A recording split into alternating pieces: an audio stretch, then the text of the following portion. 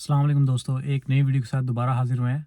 सही है, आज की जो वीडियो है वो ज़रा टॉपिक ये है कि क्या ऑस्ट्रेलिया जो है अपकमिंग डेज़ के अंदर जो है कुछ चीज़ें बैन करने जा रहा है या नहीं? सही है, तो इसके बारे में आज बात करेंगे। बहुत इंपॉर्टेंट टॉपिक है क्योंकि बहुत सारे लोगों ने जो है वो नॉमिनेशन डाल रखी है, ठीक है। लेकिन उनका कोई रिप्लाई वगैरह नहीं आ रहा, तो काफ़ी लोग जो है इस बारे में कंसर्न्स भी है उनके कि क्यों जो है वो अभी तक रिप्लाई नहीं आ रहा, या क्यों जो है अपना ऑस्ट्रेलिया जो अपनी जो जितनी भी पॉलिसीज़ है वो स्ट्रिक्ट करता जा रहा है ओवर द टाइम जो है। सही है, तो जो उसमें सबसे पहले जो पॉइंट आ रहा है ना वो है इकोनॉमिक प्रायोरिटीज़ जो है, ठीक है। ऑस्ट्रेलिया देखें, मैं अगर इसको इकोनॉमिक प्रायोरिटीज़ हैं उससे पहले मैं अगर बात करूँ कि फॉर एग्ज़ाम्पल एक घर के अंदर जो है कुछ लोग 2 लोग रह रहे हैं पहले, ठीक है। तो उस हिसाब से उस घर के अंदर जो फैसिलिटीज़ और मैनेजमेंट है उस तरह से की हुई है, ठीक है। उसी तरह अगर उसके अंदर 10 बंदे एक ही रूम के अंदर रहने लग जाएँ तो क्या है कि काफ़ी चीज़ें जो है ना डिस्ट्रैक्ट या डिस्टर्ब होने लग जाएँगी, ठीक है। जो रिसोर्सेज़ होंगे वो भी ज़्यादा चाहिए होंगे, ठीक है। अगर वाशरूम एक है तो वाशरूम का नंबर ऑफ़ वाशरूम्स बढ़ाने पड़ेंगे, ठीक है।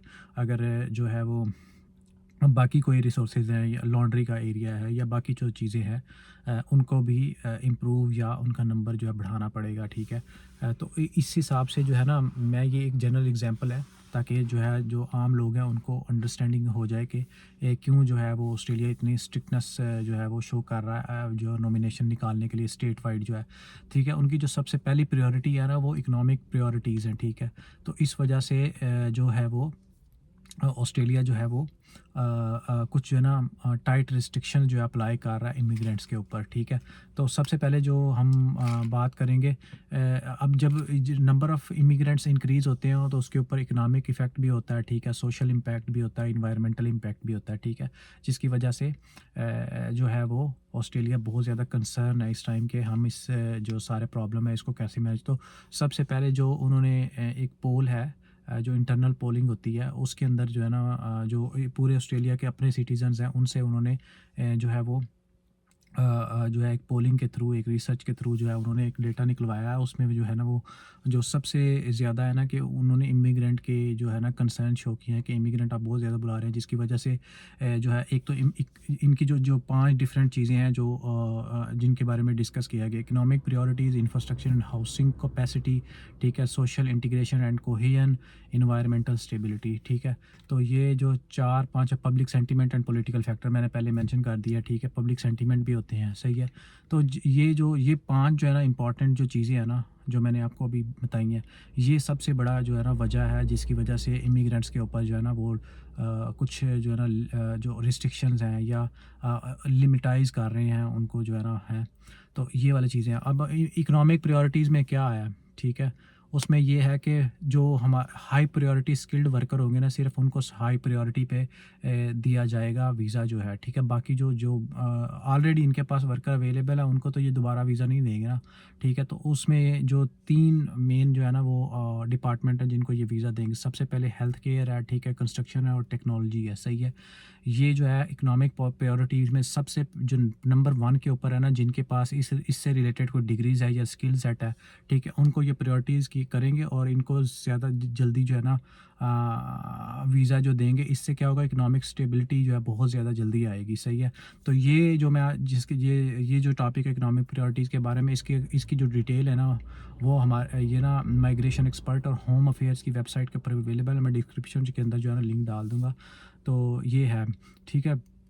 दूसरा ये है, इन्होंने लिखा हुआ है जो ऑफिशियल वेबसाइट है माइग्रेशन एक्सपर्ट के, controlling the number of immigrant help maintain fair competition for jobs and support the workforce participation of the Australian citizens, ठीक है।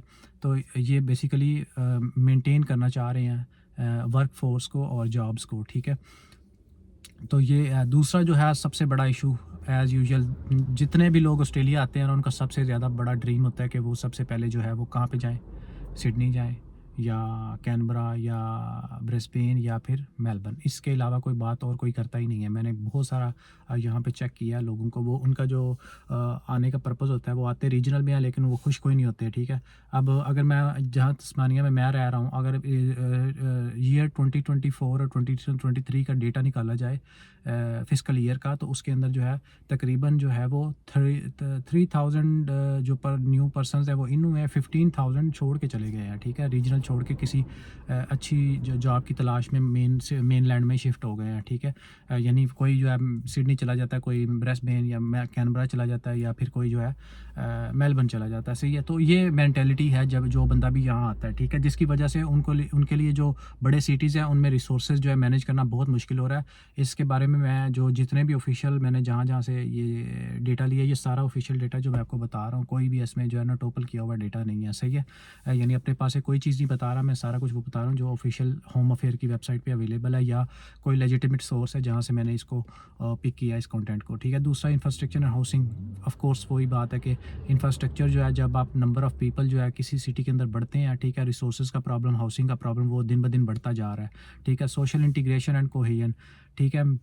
ये इन्होंने लिखा हुआ है कि Australia limits immigration to promote the social harmony and ensure new arrival integrate well into Australian society. Embed approach help balanced cultural diversity with maintaining the community stability, ठीक है। तो ये कह रहे हैं कि बहुत ज़्यादा ओवर भी नहीं करना चाह रहे, हम बैलेंस ही करना चाह रहे हैं, ताकि वो जितने भी बंदे आते हैं नए, वो ऑस्ट्रेलियन कम्युनिटी या ऑस्ट्रेलियन कल्चर कम्युनिटी के अंदर जो है वो हार्मनी क्रिएट कर सके, सही है, ईजीली जो है एडजस्टमेंट हो सके, ठीक है। हम ये है कि बहुत ज़्यादा अगर किसी कंट्री को वीज़ा दिया तो बहुत ज़्यादा दे दिया, जिसकी वजह से कल्चरल हार्मनी जो है वो बहुत ज़्यादा इफ़ेक्ट होती है, सही है। तो इस तरह के इश्यूज़ हैं। और फिर जो सबसे बड़ा इन्वायरमेंटल सस्टेनेबिलिटी, ठीक है। जब ये इमिग्रेंट्स के ऊपर जो है वो लगाएंगे, थोड़ा सा लिमिट करेंगे उनको, तो क्या होगा, इन्वायरमेंट भी स्टेबल होगा थोड़ा सा, ठीक है। सस्टेनेबल इन्वायरमेंट क्रिएट करना चाह रहे हैं बड़े सिटीज़ के अंदर। बेसिकली ये इनका जो मेन इम्पैक्ट है, ये चाह रहे हैं कि हम जो है ना जितने भी हमारे नए इमिग्रेंट हैं ना, उनको ना किसी रीजनल एरिया में भेजें, जहाँ पे ज़्यादा से ज़्यादा लोग जो है ना उनको इनकरेज करें, ताकि वो ज़्यादा लोग वहाँ पे लैंड करें, इंस्टेड कि वो इतनी जॉब अपॉर्चुनिटी हमने करनी है, अवेलेबल करनी है रीजनल एरियाज़ के अंदर, जैसे तस्मानिया है, एडिलेड है, ये डार्विन टाइप है, ये दूसरे, क्योंकि वो ज़्यादा डेवलप जगह नहीं है। इनका ये है कि वो वाली जगह भी डेवलप होना शुरू हो जाए, सही है। तो इसलिए जो है ना ये सारी रिस्ट्रिक्शन इस वजह से लगा रहे हैं, ताकि जो है सस्टेनेबिलिटी आए इन्वायरमेंट के अंदर, ठीक है, कि हसल एंड बसल ना हो। ये भी होम अफेयर्स के साइट के ऊपर और माइग्रेट ऑस्ट्रेलिया के ऊपर जो है ना मेंशन किया हुआ उन्होंने क्लियरली। लास्ट और नॉट लीस्ट जो है public sentiment and political factors, public opinion and political consideration play an important setting immigration limits, concerns about the unemployment, cultural identity.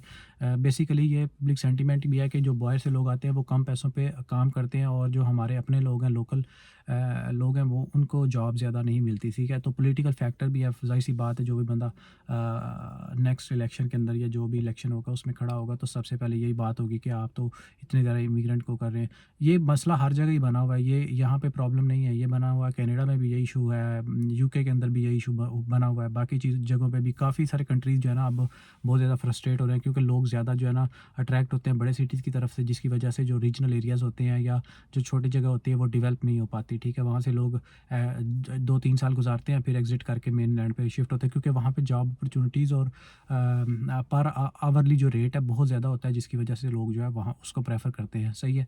ये है, और ये सारा जो है ना मेन इसका पॉइंट जो है, ठीक है, बेसिकली वो लॉन्ग टर्म सस्टेनेबिलिटी के लिए ये सारा कुछ कर रहे हैं, ठीक है, ताकि अपने लोगों को जॉब दिखे। ये तकरीबन जो है ना ये जो पूरा स्पैन है 3 से 4 साल का स्पैन है, जिसके अंदर ये जो है ना सारी चीज़ें अलाइन करेंगे, सही है।